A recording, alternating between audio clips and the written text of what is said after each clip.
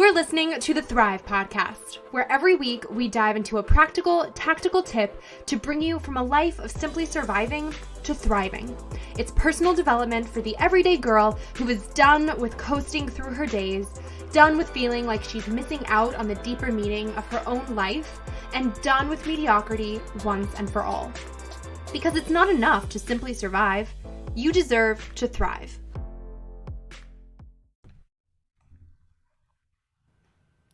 Welcome back to Thrive. Not to be dramatic, but today's episode is one of the very best. I have no doubt you're going to finish it feeling empowered and energized and educated with newfound confidence in you. Dr. Margie Warrell is an internationally renowned speaker, best-selling author, and mom of 4. But beyond the shiny resume, she's also been through some stuff, like being robbed at gunpoint and experiencing 3 miscarriages and losing her brother to suicide.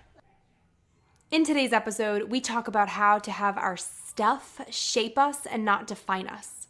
We talk about stress management and becoming better equipped to roll with life's punches. And we talk about learning to trust yourself more wholly and fully, doubting your doubts and refusing to let your own boat sink. Stay tuned through this conversation. Drop it 5 stars if you like what you're listening to. And without further ado, welcome Dr. Margie. Hey, great to be with you, Erica. So thrilled to have you here on Thrive. So welcome to you. For those listening who have not had the pleasure of becoming acquainted with your work as of yet, you've got 5 best-selling books. Introduce yourself to everyone because it is truly an honor to have you here. Look, I think I was a multi-hyphenate before it was a thing. Big sister of 7, mother of 4, author, speaker, global nomad, adventurer, aspiring barista, ball juggling, all of that stuff. Wait, aspiring barista. So what's the best coffee drink you can make? Look, frankly, I'm a very traditional latte drinker. So, I kind of moved a little bit to cortados in the US because there's so much more milk put in drinks here. But in Australia, I'm just a hardcore, no vanilla, no caramel, no nothing, just a latte with cow's milk. Hey, nothing wrong with that. I'm with you. I love it. Also, I feel like this is a fun fact that I read or saw about you somewhere. Weren't you also, didn't you have a gun to your head in a robbery or something like crazy? I feel like I saw that in an intro to one of your talks or something. That I haven't ever added that into my multi-hyphenate, robbery survivor. But yes, I absolutely. And I was living in Papua New Guinea at the time, which is an interesting, a lot of people don't actually know where Papua New Guinea is, but it's above Australia. And I was living there. I moved there when I was 26 years old. And my husband and I just got married and we're like, let's go and experience the world. Let's see who can get the first job.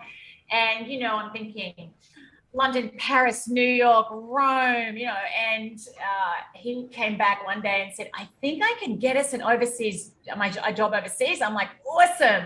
He said, Papua New Guinea. I'm like, that wasn't in my top 1,000, but we just said, what the heck, let's go. And it was pre-kids and it was really armed with a sense of adventure. We went off and spent nearly 3 years there.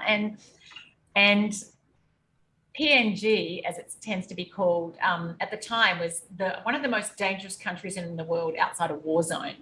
And, there is a lot of violence. There is it's a corrupt country that isn't very well run at all. And somehow, though, I just thought that would never happen to me. And it did happen to me. So, yeah, it was actually a period of great growth for me. Yeah, I'm sure. And then what did you do? Because, obviously you're here, you've survived and you're in one piece, thank God, but that must have been terrifying. Yeah, it was. So I was actually with a client. I worked for a fairly small company and we did marketing, and it was the day before the office was closing for the 2-week kind of Christmas holiday break, and all of the local employees go back to their villages, and I was due to fly out to Australia to spend time with my family. And I was actually 18 weeks pregnant at the time. And I was having a coffee with a client, and we were just having like a holiday coffee. And these guys, stormed in with sawn-off shotguns, 3 of them, and they're called rascals in Papua New Guinea. And rascals is sort of the name for people who live, I mean, obviously break the law, who do a lot of robberies, but there's a lot of that there. I mean, there's always people being held up at gunpoint there. And actually there's a lot of violence, and actually there's a lot of gang rape. And so they stormed in and put the gun at my head, thinking that I had access to the cash, because we paid all the local staff in cash. And they assumed that I would be able to know where the cash was, because I was actually sitting in my boss's office. He'd gone out and he had a little coffee table and sofas and what have you. And I didn't have the access to the safe, or I didn't know where the cash was. I had nothing to do with that. And so they kept thrusting it at my head and saying, open to safe, missus, open a safe. And I was just, I can't, I don't know how to. And I think maybe they could just tell after a while, I genuinely did not know how to open the safe. I had no idea where the cash was. So they told me to lie on the ground with my client, Bruce. And I just remember lying there, and I had on a skirt, and he put his hands right up between my thighs. And just the week before, expatriate woman from New Zealand her car had broken down, and she'd been taken back to a village and been raped by like 18 guys. And honestly, it wasn't death I was afraid of. It was just the thought of being taken with them. I was terrified that they would take me with them, because that happens. And I lay there, and actually Bruce, my client, reached over and grabbed my hand, and he was from Bougainville, and this big 6'5" guy grabbed my hand, and I remember holding onto his hand with a ferocity I have never held onto anyone's hand before then or since then, and just holding onto his hand like, please don't let them take me. And after a few minutes, what felt like a few hours, they left, and I just wouldn't get up. I just lay there, like I was just wouldn't get up. And then a few people came in and put their heads in the door and said, you can get up now. And I just was like, I was too scared to get up. I just was like, I don't believe they're gone. Finally, enough people said, you can get up now. And I remember getting up and someone handing me a glass of water, which fell through my hands and broke onto the ground. And so yes, that was really shocking. But what I think added to that experience was I flew to Australia the next day. And then 10 days after that, so that would have been the 21st of December. And on the 31st of December, I went and had a 19-week sonogram for my first baby. And it was going to be the first grandchild. My mum came with me to that, and my sister, who was studying medicine, and my husband was there. And I remember just being in there, and it had never occurred to me that I would miscarry. That I just honestly I just didn't think it would happen to me. And I just remember the girl, the technician, kind of looking, how long far did you say? I'm like, I should be like 19 weeks and 3 days. And she's like, she kind of walked out, and my husband picked up on it, but I just honestly just wasn't picking up. And finally someone else came in, and they looked at it and they said, I'm so sorry, but this isn't viable. And I just went into shock. I just couldn't believe it. And of course, we know this happens. We know women lose children, but I couldn't believe it happened to me. And I hadn't had a scan done since I was about 10 weeks. I was living in Port Moresby. It wasn't normal back then. And this was the main one. And so, yeah, and so that was shocking. So 2 really quite traumatic events, 10 days apart. Exactly. My goodness. Yeah, pretty rocked my world. It's a long day. Yeah. Yeah, but I mean, hey, I think that really speaks to, I didn't even know that any of that was part of your backstory, and it really speaks to everything that you are an expert in today in terms of taking things that really rock people's worlds and are so stressful and so unexpected and turning it into something that can almost be, dare I say, empowering, and almost help you trust yourself more and lean into everything that you are more and be stronger from it. So, I mean, kudos to you and thank you for being willing to share that story with everybody, because I'm sure that there are people listening in who are now inspired or feel a little bit less alone knowing that, you know, you've been through something so hard in your story as well and are still, you know, so successful today. Yeah. And that experience, those two experiences right on top of each other, I do look back at them now, Erica, to your point, and I strongly believe our hardships and our heartaches may shape us, but they do not need to define us. And I don't share that. I mean, that story is part of my long life, you know, experiences. And, you know, yes, sometimes it gets mentioned and sometimes it doesn't. It doesn't define me. Not everyone would know that. It's not something that I would share unless I felt it was relevant. And obviously you kind of went that way. I might never have shared it had you not sort of led me down that path. But I actually remember in the weeks and months that followed, I went back to PNG after a few weeks in Australia. And I remember my husband saying, you don't have to go back to that place and work. Clearly, it doesn't have very good security. And I was like, well, no, I'm going back because what else am I going to do? I'm not one to sit idle. And I didn't want to. There were a lot of women, wives there, expatriate wives, who played mahjong and did lunches. And that just wasn't me. But I went back to study psychology that year. Instead of having my first child, I went back and thought, well, what can I do this year to help just do something that's meaningful? And I went back and I'd only studied business, and I started literally down the path that I'm still on today. I had already had an interest in that, but I'm not sure if I had been having a baby, I might not have gone back to study. I mean, who knows how my story would have unfolded. But on top of that, I journaled a lot, and I have always journaled a lot. But of course, my journaling sort of evolved from my 12-year-old self talking about what boys I had crushes on, or who was my best friend and who wasn't. But I remember so clearly as I journaled, and I just really had to look within and dig deep just to be more resilient. But just being so clear, as people were very sympathetic to me, deciding I do not want to be defined as a victim. I mean, in many ways, I was a victim. But I didn't want to kind of operate and go out with everyone going, oh my gosh, did you hear what happened? Because a lot of people, you know, it's a small place. A lot of people knew me, and these two things, and everyone knew I was pregnant, and then I wasn't pregnant right after this armed robbery. And by the way, I should add that there was never any reason to believe that the robbery led to that, because I wasn't physically hurt. But and they actually believe that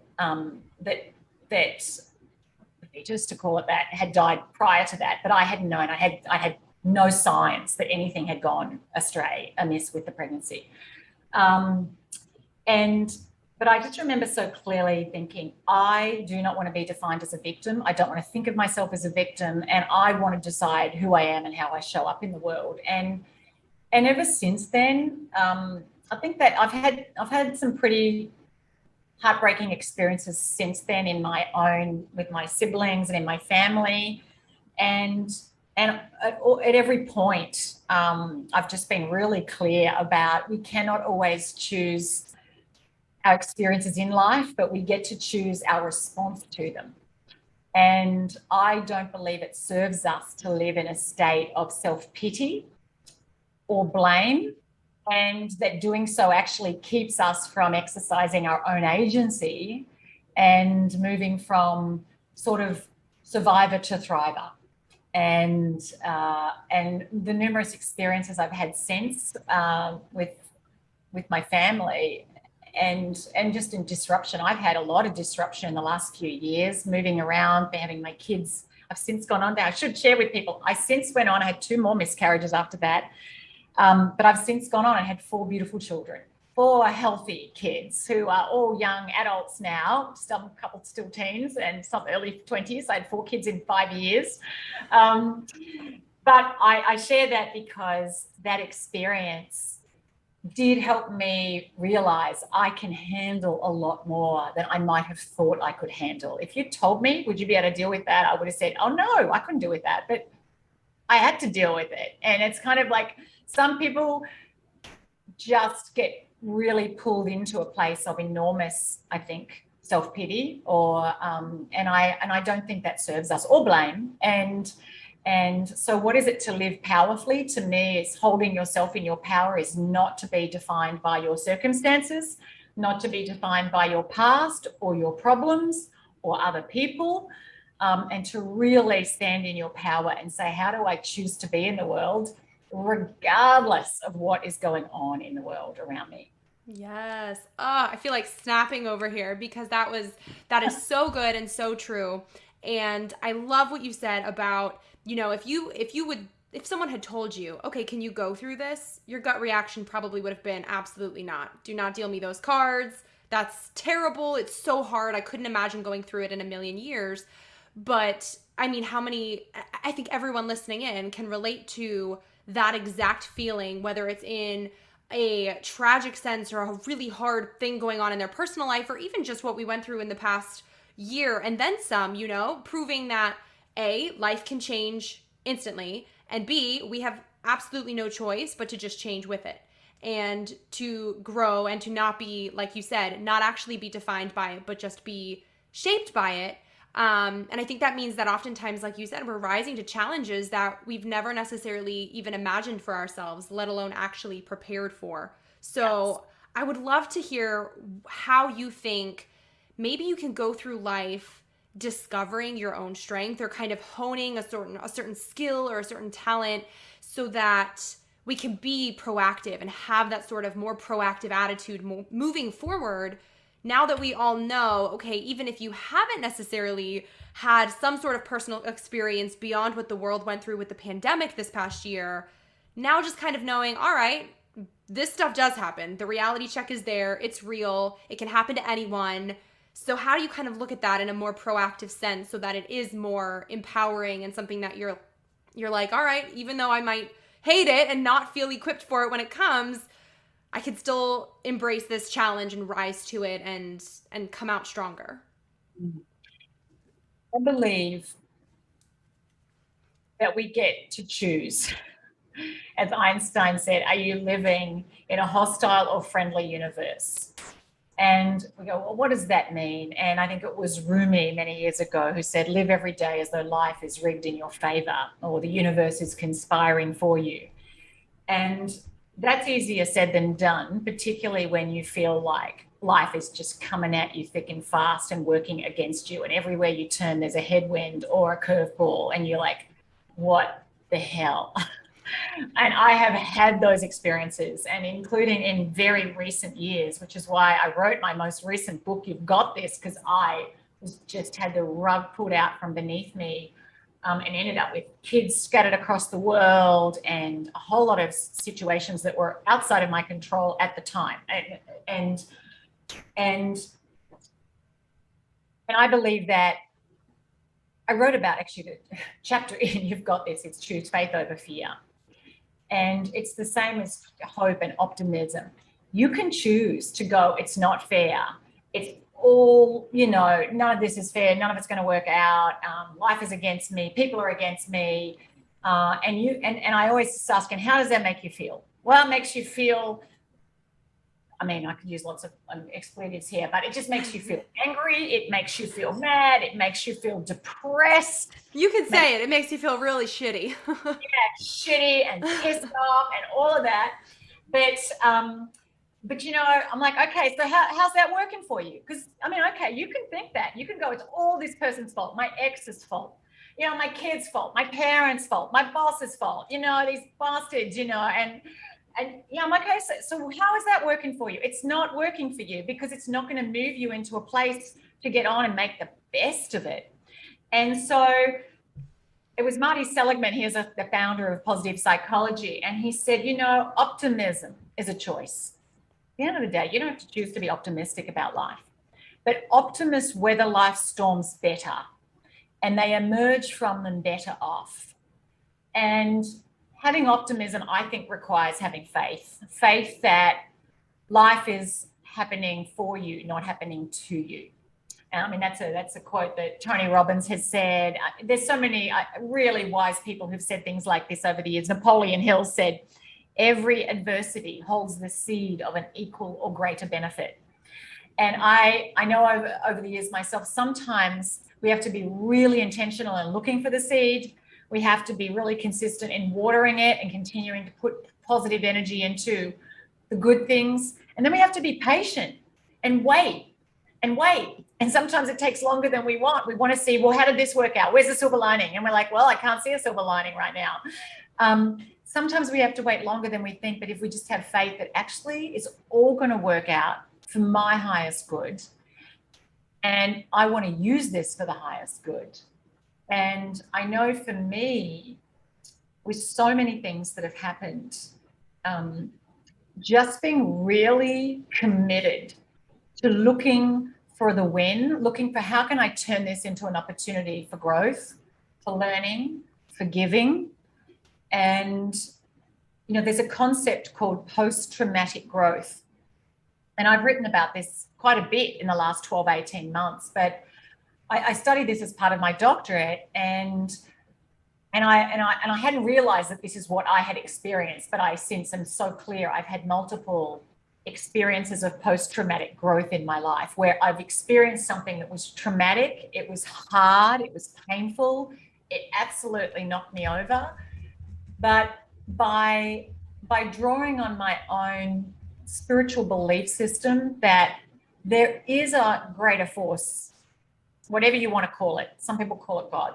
Some people call it just the universe, higher power, karma. I don't know. You call it whatever works and resonates for you. But if you operate from the belief system that actually there's some higher force that transcends our own intelligence at play in the world, then it allows you in those hard moments to not be completely racked by the negativity and despair and hopelessness, and to go, all right, well, how can I pick myself up and just surrender to what is and get on with making the best of it? And I've had to surrender to what is many times, but I've also been very intentional in looking for ways, how can I make the best of this? And how can I support my kids in recent years? For instance, last year, I had 3 kids in the United States. I was living in Singapore at the time. I'm very happy to be back in the US now, but 2 of whom became homeless in the pandemic because their colleges, I mean, not homeless, but their colleges closed and they had nowhere to live. They had no family and they had nowhere to go. And so literally some of their friends' parents who'd never met them or us took them in for months at a time. And there was actually a blessing in that for them. But at the time, it was hard. My husband got COVID. He was hospitalized for a month. It was like, heck, how can I find myself in this? I can't access my kids, get to them. They can't come to me. Singapore closed its borders. I actually still haven't seen my family in Australia now for coming up 2 years because Australia's closed its borders. So we're still not out of this pandemic.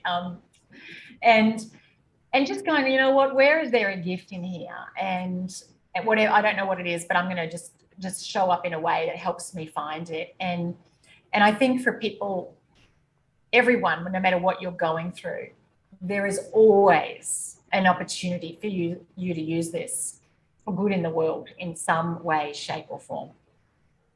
Yep. Could not agree more. And I think it's something that in today's day and age, I see it oftentimes it'll get a bad rap and be called, oh, it's toxic positivity. Like sometimes things are just bad and you just have to let it be bad. But I couldn't agree more with you that sometimes, bad things, horrible things, really shitty things happen to people. There's no way around it. And you absolutely are just left with a choice. Do you just sit and wallow in it and let it destroy you and eat you up? And do you just sit around being depressed and lay on the floor and say, this is it, I give up? Or do you choose to take some step forward, find something good that you can garner from it? And I also believe that it's not necessarily even just good in your own life, because I think sometimes we look and we think, okay, how is this going to be better for me immediately? Like you said, that instant need for some sort of gratification or something better right away. But I think sometimes that we're all in this together in this life. And sometimes the bad thing that you are dealt paves the way for someone else to see how you handled it, because it might be coming to them next and they'll see what you went through, and that might inspire them in some way or give them some sort of strength that they otherwise might not have had. So I think in the grand scheme of things, it almost that gives me peace, at least personally, to know that, all right, even if my shitty thing makes no sense to me and still sucks and can't be changed, and I don't know how this would make sense for me, it at least gives me a little bit of peace in my heart to know that, okay, if it at least helped someone else with their journey, maybe that was how everything conspired together in the grand scheme of things to make it Absolutely. okay. Absolutely. And, you know, toxic positivity is something actually I've written about quite a bit too. I wrote a Forbes column on that a little while ago, if anyone wants to just kind of Google my name and toxic positivity. Toxic positivity denies the hard realities of life, and it seeks to whitewash or positive wash difficult and negative emotions. And the truth is that we need all emotions to thrive and to grow and to flourish as human beings. And so you can choose optimism without denying hard realities, brutal realities, raw realities, sad, tragic things happen. But that doesn't mean that that's a permanent state in your life. I mean, right now I've got numerous friends going through incredibly tough times, and I just say, it won't stay this way forever. I mean, it won't. But right now it's really hard. And I get that you're grieving, or I get that you're feeling angry, or I get that you're feeling enormous uncertainty about the future, and that's hard and uncomfortable. And I'm sorry, I get it.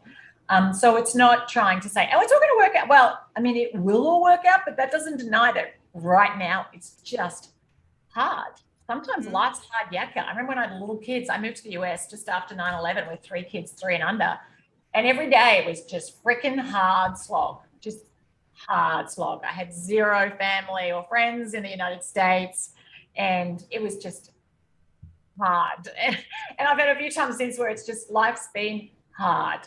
And you know what? It was just hard. I mean, it was just like, it was relentless. It was grinding. It wasn't a lot of fun. I mean, you had your moments, but so I agree with you on toxic positivity. We need to embrace the negative emotions, and we need to sit with them, and we need to give them space, and we need to learn the lessons, because emotions are pointing us to something.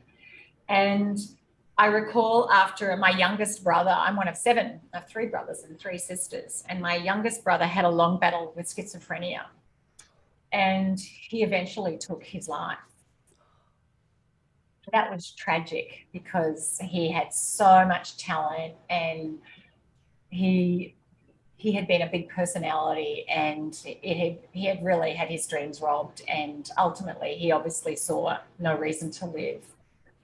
And I remember in the aftermath of that, in the weeks and months that followed, just obviously my heart was broken, giving myself a lot of space to just sit with my sadness, to really let those waves of grief, which were big at the beginning and would sort of just wash over me like a tsunami, and just to sit there with this ache in my heart and cry as much as I needed to cry. And I just I intentionally gave myself a lot of space.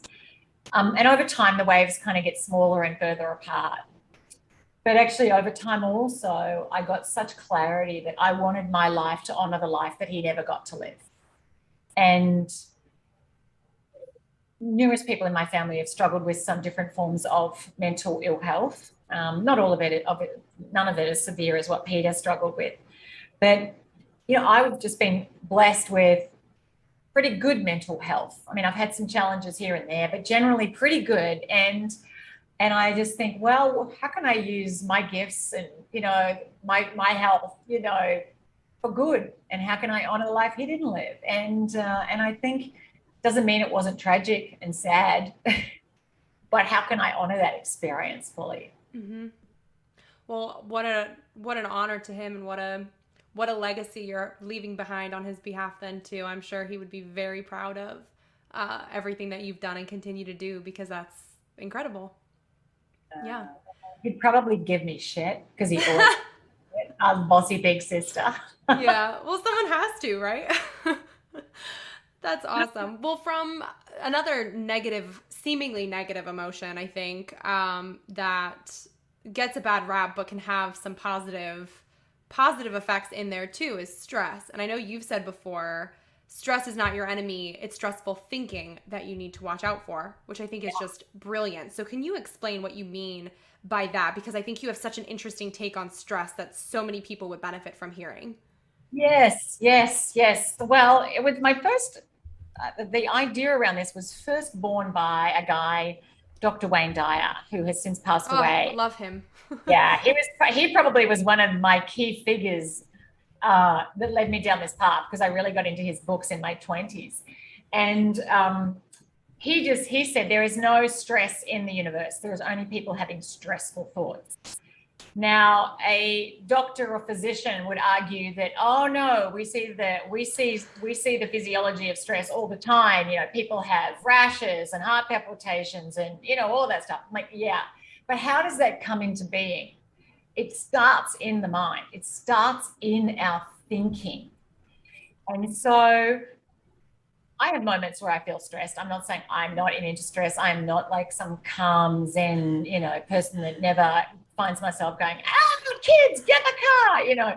But what I do know is that when I am feeling wound up, uptight, etc., and I might start feeling I'm breathing shallow, or, you know, I'm biting my nails or whatever. Like, okay, Margie, what is it about how you're processing, interpreting and processing what's going on around you? As a kid, my dad used to take me out fishing in his rusty tin boat in the lakes, Gippsland Lakes, near where I grew up.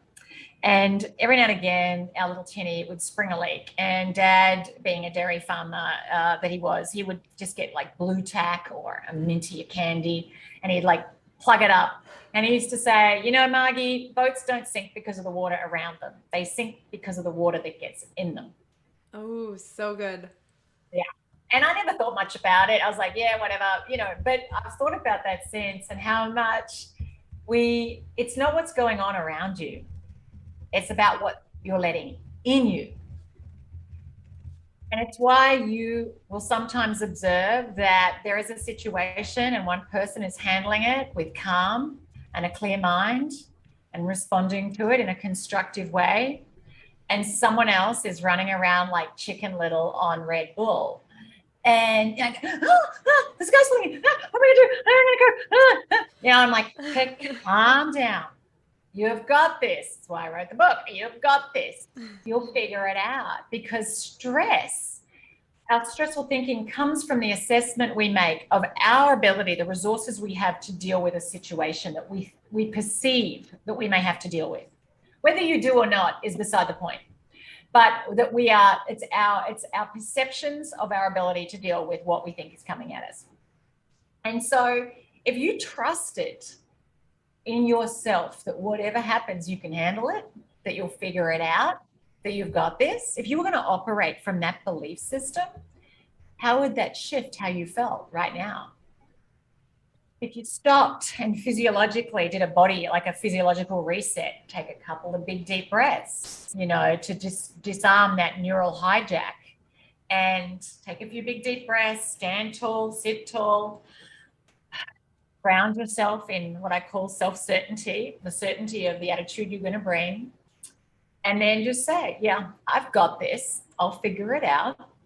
Now, you might have to do that 20 times a day, some days, but you can do that. I mean, that's what mindfulness is. It's paying attention to what you're paying attention to and the story you're spinning about it, and going, all right, you know. And I remember over the years, as I started really pursuing my passion, obviously outside the home, and I had the kids, and my husband always had a big job, and I would sometimes be overwhelmed. I'm like, oh, I'm traveling and I've got the kids and I'm juggling this, I'm juggling that. And I'm like, and my husband would say, honey, you can figure, you've got time, you'll get through it all. And I used to kind of, and I'd have to like go, I can, I've done it before, I'll figure it out again. Maybe I need to ask for more help. Maybe I need to lower my perfectionist high bar.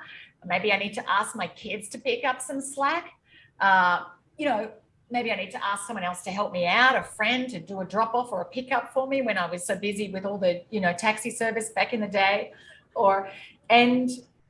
But yeah, I could figure it out. And I know over the years, by sort of lowering the high bar, embracing good enough is good enough a lot of the time, and giving myself permission to not do things perfectly all the time, it's just spared me so much stress and also freed me to do so many things that I would never have done had I been, trying to do things perfectly and been operating from that belief that I don't have what it takes versus, you know what, I can figure it out.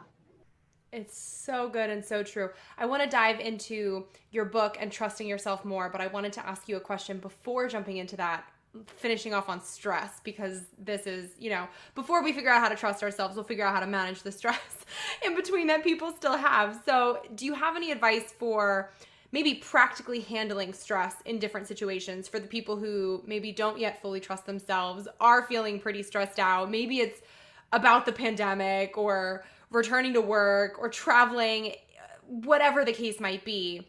Do you think that there is this sort of universal stress management that works no matter your situation, or do you have a process that you like to kind of break down depending on what someone's going through? How do you kind of approach that? Obviously it depends on, is it something that like it is an immediate threat and you need to deal with it right now. I mean, if you love, and the you're about to be stampeded, then yeah, you should be feeling stressed and get the hell out of there. So a stress response is functional, and then it helps us survive, right? Sometimes you got stressed because, man, you need to take action. So I'm not talking about ignoring what is wired into you as a mechanism that's going to help you actually support your well-being.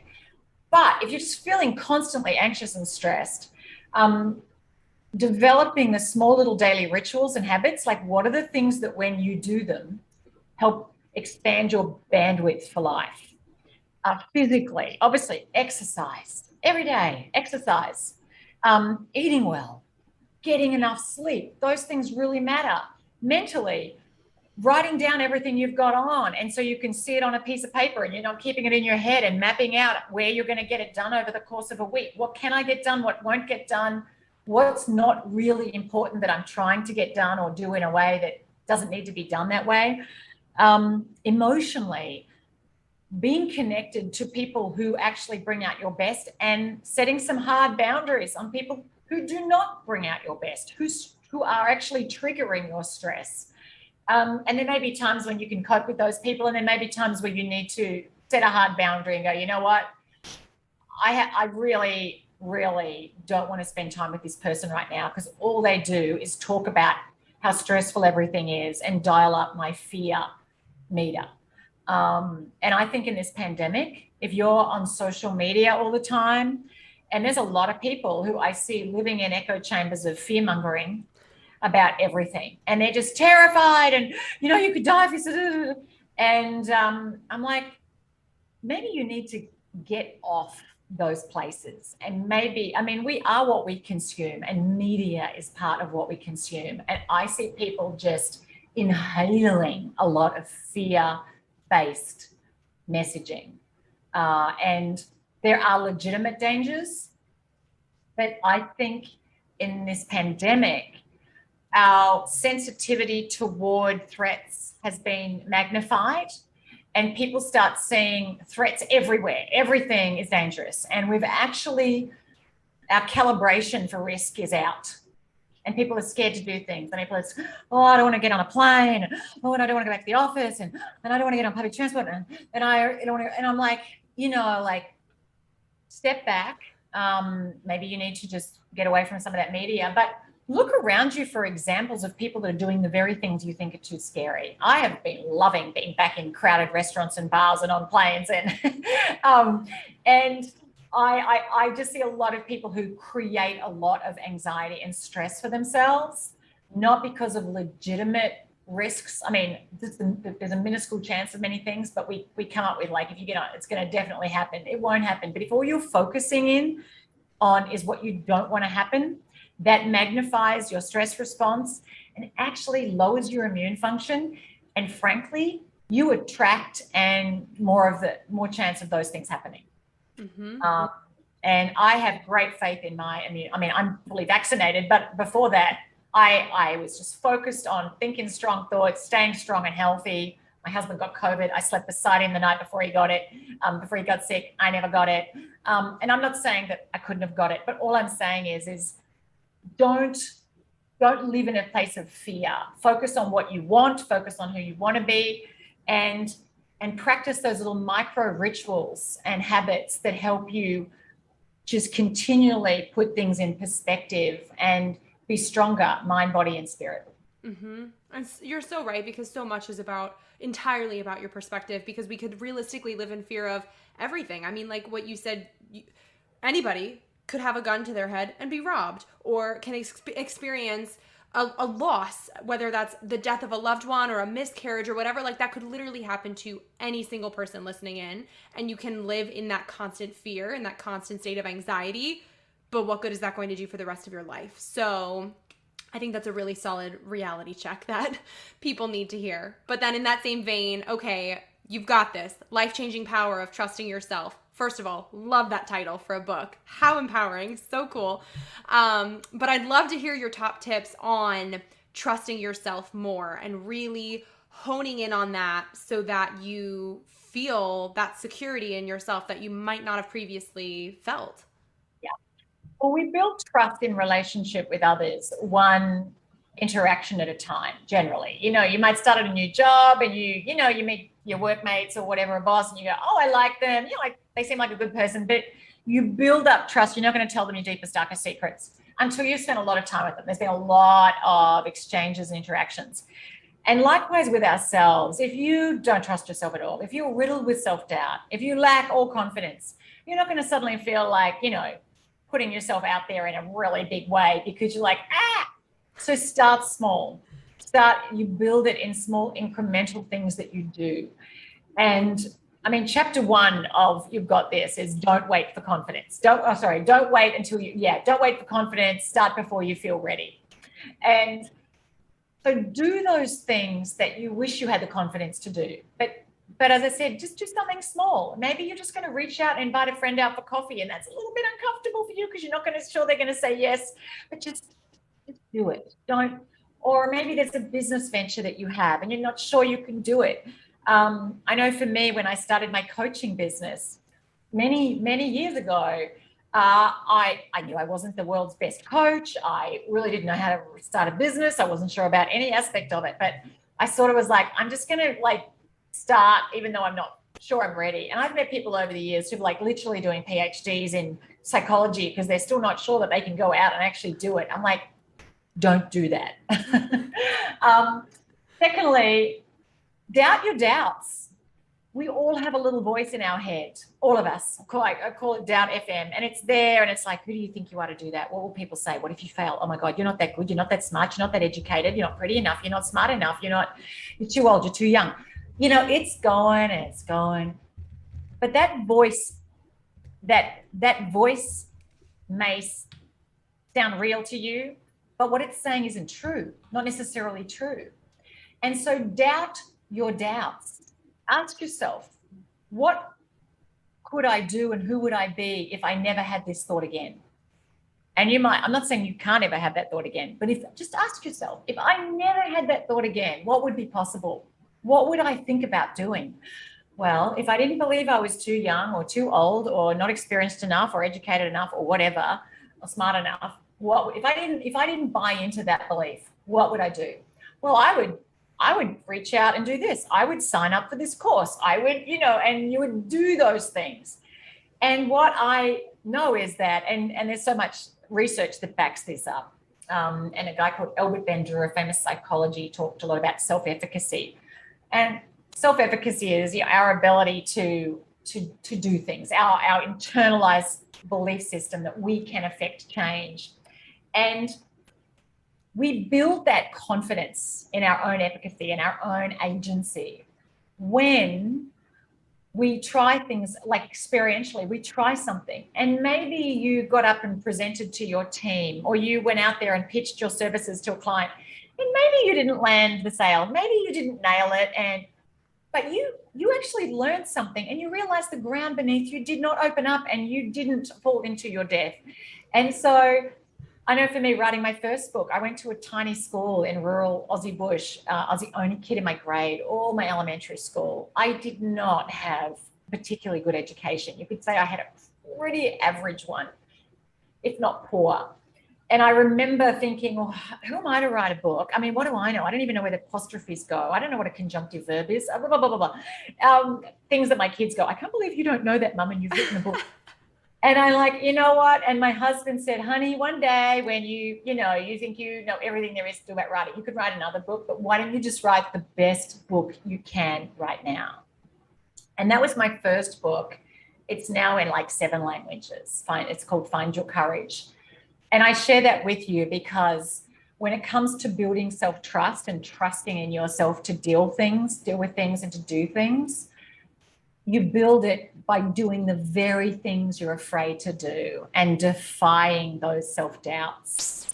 And sometimes that means, as I already said, putting some hard boundaries on certain people in your life who might chip away at your confidence.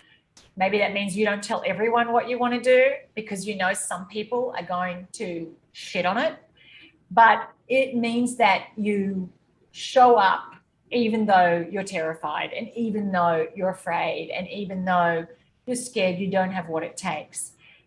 Because we learn by doing. And only when we operate from that belief, even when we're not sure that we've got this, even when we're not sure we do have this, we come to realize how little reason we ever had to doubt otherwise. So good. And you said, you have to doubt your doubts. I feel like there's people listening who probably are going, wow, that's what a concept. But everyone knows how to doubt the things that they're supposed to be confident in. Everyone knows how to doubt that they're actually good at something or doubt that they're actually smart enough or whatever enough. But no one ever thinks, maybe I should doubt that doubt. And maybe the thing that I thought was true, maybe it is true. Maybe I am actually capable and smart and strong and whatever the case might be. And instead of looking for this constant external validation from everyone and their mother and from people on your Facebook feed or people that you haven't seen since the 6th grade, maybe if you just actually have some confidence in you and keep building upon everything that you are and everything that you've been through, just like you said, wow, maybe we would prove to ourselves that you're right, you've got this because you just did it. You've got it, you did it, you've done it, it's there. You just did it. And there's a real gendered element to this too. Oh, for sure. And I did a lot of research on this when I was doing my PhD, which I only just finished, by the way, in the last year. So, I mean, well, congratulations, doctor. Yeah, thank you. So it's not like I was not an academic. When I moved to Singapore, which was not part of my life plan, I was like, what the hell? How can I turn this into a win? Because I had kids living in the US. I was in Australia and I got moved to Singapore and I was like, And I was like, damn it, I'm going to use the extra time I have here to do my doctorate. So anyway, that's what I did. But the gendered element of women, and there's a lot of factors, environmental, social conditioning, etc., that goes into explain this, but women tend to doubt themselves more and trust themselves less. Women tend to underestimate their abilities more than men. And women tend to hold back then from doing those very things, from sort of acting and going, I'm just going to wing it and put myself out there. Guys are much more comfortable with that. But then because we don't want to just give it a go and wing it, we miss out on the really valuable experience. And where we go, you know what, I can do that. And I do a lot of work in companies and I see men going, well, I've only got 3 of the 10 attributes they're looking for, but heck, I'll give it a go. And they go in there and they're not fully competent, but you know what? They kind of figure it out. They don't over personalize their mistakes and they learn a whole lot. And then they take on the next one. In the meantime, Sally's over here trying to get gold stars on all 10 categories before she even puts her hand up. Actually, she doesn't want to put her hand up. She wants someone to notice her and ask her to. And 5 years go past and Tom, he was doing it when he had 2 stars and he's now like 5 level. And I'm exaggerating, but I'm saying. But it's true. It's so true. It's a phenomena that exists. And it's why I do a lot of work emboldening women, and I run Live Brave Women's Weekends and I've got one coming up in November, because I believe that women, even more so than men, I'm not saying men don't sometimes need to doubt their doubts and that this doesn't apply to men too, but sometimes men need a little bit more I mean, there's hubris is the issue there. Whereas with women, we just need to step into our power and make a bet on ourselves and go, I'm just going to just trust that I can do this, even though I'm not sure, because I think the world needs more women really owning their ability to impact change. And that starts with challenging those beliefs that we buy into, that we lack what it takes in any way. Yes. Oh, so, so, so good. Dr. Margie, I want to wrap things up by asking you something I ask all guests on Thrive. And that is, what does thrive mean to you? And how do you strive to thrive in your everyday life? It means being really kind to myself as I pursue the highest vision for my life. I love that. Well, tell everybody where they can find you online and where they can grab a copy of your newest book, You've Got This, The Life-Changing Power of Trusting Yourself. Thank you. Well, the easiest place, I mean, I'm on social media, Instagram, Facebook, LinkedIn, and Twitter, and just under my name, Margie Warrell. So I'd love you to come over and say hello, send me a message, and connect with me there. And I also invite you to pop over to my website, margiewarrell.com, and sign up for my Live Bravely newsletter, and I'll be sending updates and videos, and I share messages to inspire and encourage people to be braver with their lives. So I would love to do that for you too. Wait, before you go, make sure you're subscribed to never miss an episode of Thrive. Drop 5 stars on your way out if you like what you just listened to, and come join the party on Instagram at thrive.podcast to stay inspired and thriving all week long. Thanks for tuning in. It's your time to thrive.